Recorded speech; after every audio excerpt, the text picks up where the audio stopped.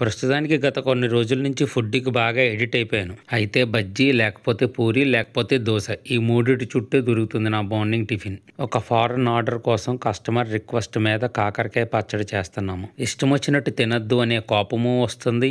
ఏదో ఒకటి తిని చావు అనే ఆకలి చస్తుంది. రాజమండ్రిలో పునుకులు వేసేవాళ్ళు వందల సంఖ్యలోనే ఉన్నా కడుపారా తినగలిగేవి మాత్రం పదుల సంఖ్యలోనే ఉంది. వీళ్ళు మా 10th క్లాస్ ఫ్రెండ్స్. ఒకడు హైదరాబాద్ నుంచి, ఇంకొకడు సింగపూర్ నుంచి ఊడిపడ్డారు. వీళ్ళు వచ్చారు కదా ఎక్కడికో క్లాస్‌గా రెస్టారెంట్స్‌కి పోదాం అనుకుంటాను నేను.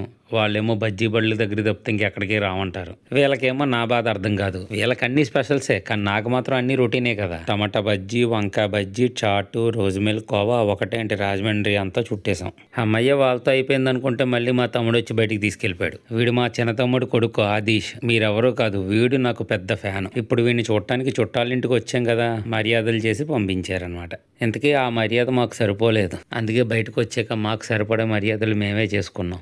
నీ మర్యాదలు నీవే, నా మర్యాదలు నావే అని చెప్పేసి వెయిట్ మిషన్ నన్ను చూసి మర్యాదగా చెప్తుంది. ఏదేమైనా మన మర్యాద తప్పినప్పుడు దాని మర్యాదలు మనం తట్టుకోలేమండి.